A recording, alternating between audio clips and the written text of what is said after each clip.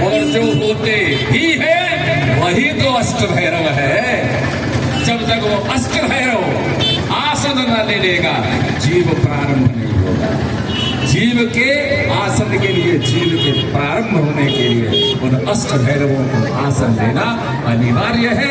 वही अष्ट भैरव हैं जो हमारे इस जीवन की रक्षा करने वाले अष्ट भैरव। वही काल भैरव है, वही बटुक भैरव है, वही सच्चिंद भैरव है।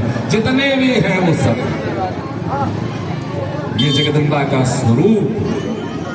आज ये मृणमयी मूर्ति जिसका प्रारंभ राजा सुरथ और समाधियान के एक व्यापारी ने पूजन का प्रारंभ किया था।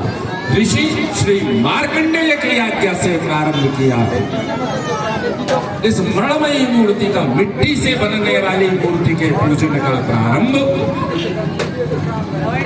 मार्कंडेय जी की आज्ञा से, मार्कंडेय जी की अनुमति से, जगदम्बा की आज्ञा से राजा सुरथ और समाधियान के इन दो व्यक्तियों ने नदी तट पर मैया की मृणमयी मूर्ति बना करके पूजन किया और अपने अश्रु के जल से मैया को स्नान कराया। अश्रु के जल से स्नान कैसे कराएं? तरलता हो हृदय में, द्रवित हो जाए हृदय, वो अश्रु है। ये आंखों से बहने वाले जो आंखों के विकार, ये आंखों से जो अश्रु बहते हैं ये आंखों के विकार हैं। जो जिन अश्रुओं से जब भाव ऐसे हो जाए कि हम बह जाए मैया की भक्ति में, बहने लगे हमारा मन माई की भक्ति में, तो अश्रुओं से स्नान हो गया मैया।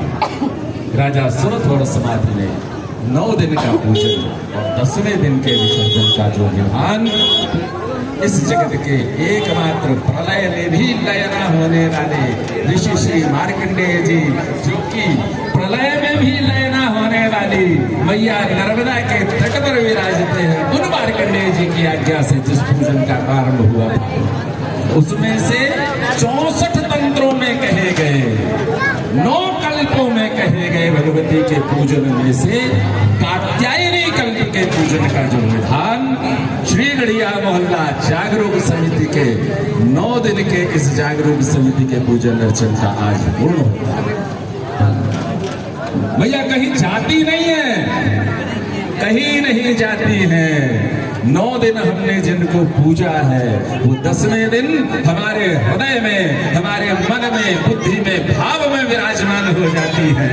इस मृणमयी मूर्ति का ऋषि आज्ञानुसार हम विसर्जन करते हैं, लेकिन अगले वर्ष वही जो हमारे हृदय में विराजी हुई भगवती की छवि है, चाहे कैसो मूर्ति ले आवा तुम, चाहे कैसो मूर्ति ले आवा, दिखाई तो वही जो पिछले 32 साल से रही है और अगले साल दिखाई वही जो पिछले 33 साल से रही है।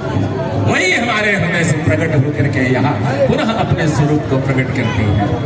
आज दशहरा है, 10 दोष हरण हो गए, 10 दिशाएं एक हो गई, 10 इंद्रियां एक हो गई, 10 महाविद्याएं उस आदिशक्ति के स्वरूप में प्रतिष्ठित हुई और इतने सब के साथ वो आदिशक्ति जगदम्बा हमारे हृदय में प्रतिष्ठित हुई।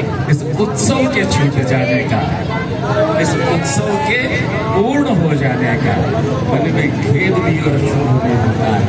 क्या रहने दिन कल ऐसा लगेगा जैसे आज कुछ काम ही नहीं बचा चला, ऐसा लगेगा जैसे आज सब सूना हो गया।